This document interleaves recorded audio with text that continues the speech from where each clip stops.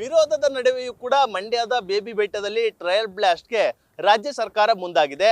ಆದರೆ ರೈತರು ಮಾತ್ರ ಈಗಲೂ ಕೂಡ ಟ್ರಯಲ್ ಬ್ಲಾಸ್ಟ್ಗೆ ವಿರೋಧವನ್ನ ವ್ಯಕ್ತಪಡಿಸ್ತಾ ಇದ್ದಾರೆ. ಗೋ ಬ್ಯಾಕ್ ಚಳುವಳಿಯನ್ನ ಮತ್ತೆ ಮಾಡ್ತೀವಿ ಮೂಲಕ ಪಟ್ಟನ ಹಿಡಿದಿರುವಂಥದ್ದು. ರೈತರ ವಿರೋಧ ಯಾಕೆ, ಈ ಒಂದು KRS ಡ್ಯಾಮ್ಗೆ ಏನಾರ ಆತಂಕ ಕಾದಿದೆಯಾ, ಅದೆಲ್ಲದರ ಬಗ್ಗೆ ವಿವರಿಸುವಂತ ಕೆಲಸವನ್ನ ನಾನು ಮಾಡ್ತಾ ಹೋಗ್ತೇನೆ. ನೀವು ಕೂಡ ದೃಶ್ಯಗಳಲ್ಲಿ ನೋಡಬಹುದು. ಹಳೆ ಮೈಸೂರು ಭಾಗದ ಜೀವನಾಡಿ KRS ಅಣೆಕಟ್ಟೆ. ಈ ಒಂದು ಅಣೆಕಟ್ಟೆ ಹಳೆ ಮೈಸೂರು ಭಾಗದ ರೈತರಿಗೆ ಒಂದು ಜೀವ ಜಲವನ್ನ ಒದಗಿಸ್ತಾ ಇದೆ.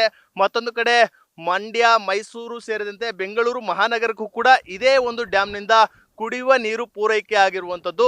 ಕೋಟ್ಯಾಂತರ ಜನರು ಈ ಒಂದು ಡ್ಯಾಮ್ ಅನ್ನ ನಂಬಿಕೊಂಡು ಬದುಕ್ತಾ ಇದ್ದಾರೆ. ಅವರ ಒಂದು ದಾಹವನ್ನ ನೀಗಿಸ್ಕೊಳ್ತಾ ಇದ್ದಾರೆ.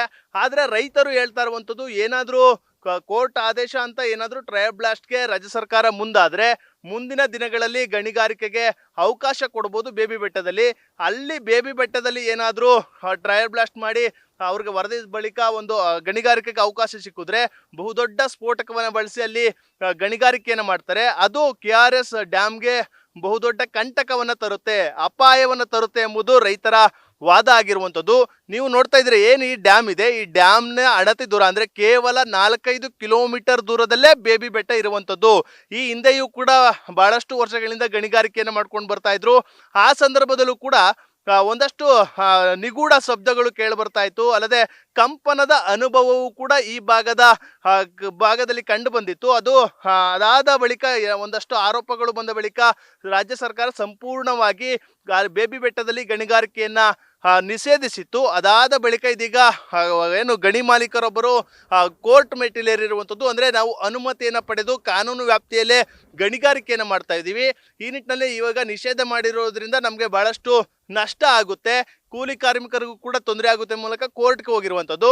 ಅಲ್ಲಿ ಆ ಒಂದು ವಾದವನ್ನ ಮಂಡಿಸಿರುವ ಹಿನ್ನೆಲೆಯಲ್ಲಿ ಇದೀಗ ಹೈಕೋರ್ಟ್ ಆದೇಶ ನೀಡಿದೆ ಎಂಬ ಮಾಹಿತಿಗಳು ಕೂಡ ಲಭ್ಯವಾಗಿರುವಂಥದ್ದು. ಅಂದ್ರೆ ಟ್ರಯಲ್ ಬ್ಲಾಸ್ಟ್ ಮಾಡೋದಕ್ಕೆ ಸೂಚನೆಯನ್ನ ಕೊಟ್ಟಿದೆ. ಆ ನಿಟ್ಟಿನಲ್ಲಿ ಇದೀಗ ರಾಜ್ಯ ಸರ್ಕಾರ ಟ್ರಯಲ್ ಬ್ಲಾಸ್ಟ್ಗೆ ಎಲ್ಲ ರೀತಿಯ ಸಿದ್ಧತೆಯನ್ನ ಮಾಡ್ಕೊಂಡಿರುವಂಥದ್ದು. ಕಳೆದ 1 ವರ್ಷದ ಹಿಂದೆಯೂ ಕೂಡ ಟ್ರಯಲ್ ಬ್ಲಾಸ್ಟ್ಗೆ ಅನುಮತಿ ಕೊಟ್ಟಿತ್ತು. ಆ ಸಂದರ್ಭದಲ್ಲೂ ಕೂಡ ಬಹಳಷ್ಟು ವಿರೋಧವನ್ನು ವ್ಯಕ್ತಪಡಿಸಿದ್ರು. ರೈತರು ಗೋ ಬ್ಯಾಕ್ ಚಳುವಳಿಯನ್ನು ಮಾಡುವ ಮೂಲಕ ಜಾರ್ಖಂಡ್ನಿಂದ ಬಂದಿದಂತಹ ತಜ್ಞರನ್ನ ಇಲ್ಲಿಂದ ಕಳಿಸುವಂತ ಕೆಲಸವನ್ನ, ಅಂದ್ರೆ ಟ್ರಯಲ್ ಬ್ಲಾಸ್ಟ್ ಮಾಡದೆ ವಾಪಸ್ ಕಳಿಸುವಂತಹ ಒಂದು ಹೋರಾಟವನ್ನ ಮಾಡಿದ್ರು. ಆದ್ರೆ ಇದೀಗ ಮತ್ತೆ ಟ್ರಯಲ್ ಬ್ಲಾಸ್ಟ್ಗೆ ಒಂದು ಎಲ್ಲ ರೀತಿಯ ಮುಂಜಾಗ್ರತಾ ಕ್ರಮವನ್ನ ಸಿದ್ಧತೆಯನ್ನ ರಾಜ್ಯ ಸರ್ಕಾರ ಮಾಡ್ಕೊಂಡಿರುವಂಥದ್ದು.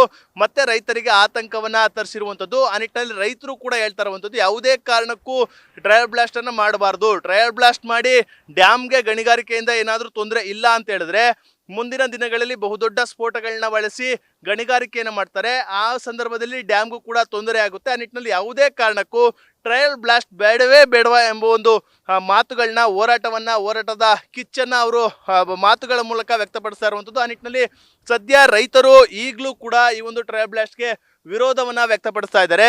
ಮತ್ತೊಂದು ಕಡೆ ರಾಜ್ಯ ಸರ್ಕಾರ ಕೋರ್ಟ್ ಸೂಚನೆಯಂತೆ ಈ ಒಂದು ಏನು ಟ್ರಯಲ್ ಬ್ಲಾಸ್ಟ್ಗೆ ಕೂಡ ಮುಂದಾಗ್ತಾ ಇದೆ.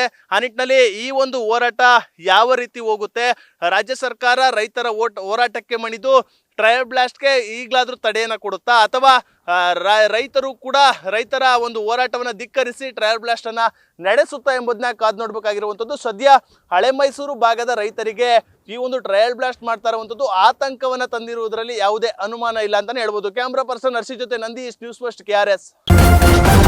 ನ್ಯೂಸ್ ಫಸ್ಟ್ ನಿರ್ಭೀತಿಯಿಂದ ನಿಮ್ಮ ಪರವಾಗಿ.